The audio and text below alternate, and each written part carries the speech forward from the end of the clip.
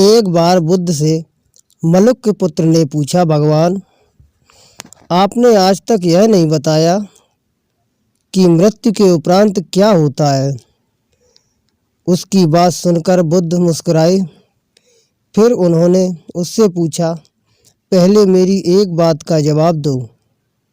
अगर कोई व्यक्ति कहीं जा रहा हो और अचानक कहीं से आकर उसके शरीर में एक विष बुझा बाण घुस जाए तो उसे क्या करना चाहिए?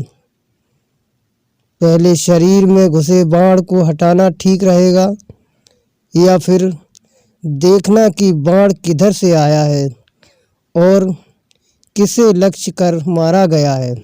मलुक के पुत्र ने कहा, पहले तो शरीर में घुसे बाण को तुरंत निकालना चाहिए, अन्यथा विष पूरे शरीर में फैल जाएगा। फिर बुद्ध ने कहा, बिल्कुल ठीक कहा तुमने। अब यह बताओ कि पहले इस जीवन के दुखों का निवारण का उपाय किया जाए या मृत्यु के बाद की बातों के बारे में सोचा जाए। मलुक के पुत्र अब समझ चुका था और उसकी जिज्ञासा शांत हो गई।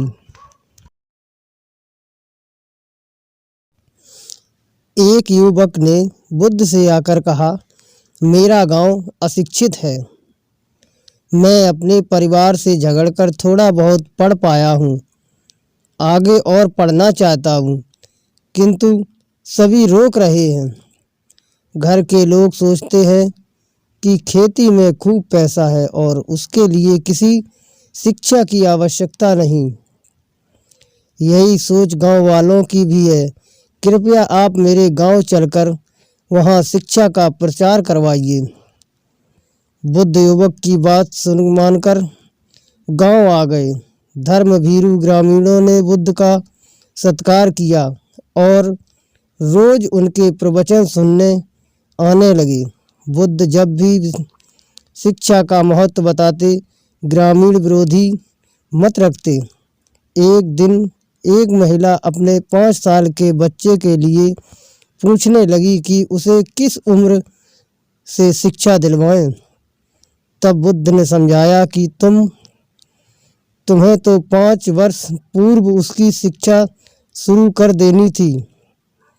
उसे क्या खाना है, क्या नहीं, कैसे व क्या बोलना है आदि बातें शुरू से सिखाओगी, तभी तो वह अपना उचित ख्याल रख सकेगा। बुद्ध की यह बात महिला सहित सभी ग्रामीणों को समझ में आ गई। उन्होंने अपने बच्चों को विद्यालय जाना शुरू कर दिया। यह समय वर्षा का था। युवक ने लोगों को जल संग्रह की तकनीक बताई। अधिकांश ने उपहास किया, किंतु युवक अपना काम करता रहा। बुद्ध का सहयोग प्राप्त था, इसलिए किसी ने उसका खुलकर विरोध नहीं किया।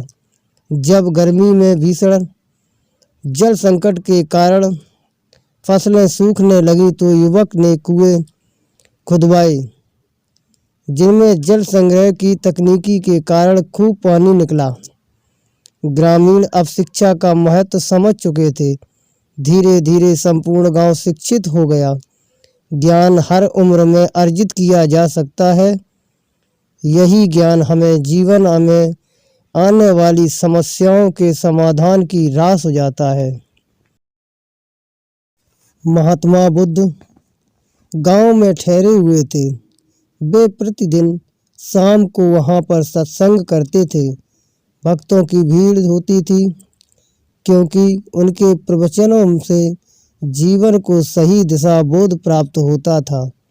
बुद्ध की वाणी में गजब का जादू था। उनके शब्द श्रोता के दिल में उतर जाते थे। एक युवक प्रतिदिन बुद्ध का प्रवचन सुनता था। एक दिन जब प्रवचन समाप्त हो गए तो वह बुद्ध के पास गया और बोला, महाराज, मैं काफ़ी दिनों से आपके प्रवचन सुन रहा हूँ, किंतु यहाँ से जाने के बाद मैं अपने गृहस्थ जीवन में वैसा आचरण नहीं कर पाता जैसा यहाँ से सुनकर जाता हूँ, इससे सत्संग के महत्व पर शंका भी होने लगती है। बताइए मैं क्या करूँ। बुद्ध ने युवक को बांस की एक टोकरी देते हुए उसमें पानी भरकर लाने के लिए कहा। युवक टोकरी में जल भरने में असफल रहा। बुद्ध ने यह कार्य निरंतर जारी रखने के लिए कहा। युवक प्रतिदिन टोकरी में जल भरने का प्रयास करता, किंतु सफल नहीं हो पाता।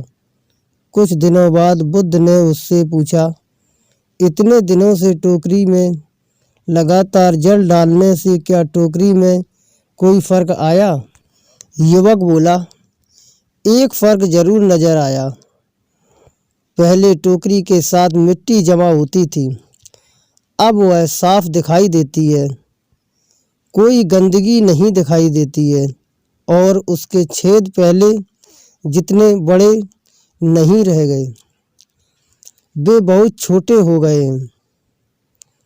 तब बुद्ध ने उससे समझाया, यदि इसी तरह उसे पानी में निरंतर डालते रहोगे तो कुछ ही दिनों में ये छेद फूलकर बंद हो जाएंगे और टोकरी में पानी भी भर पाओगे।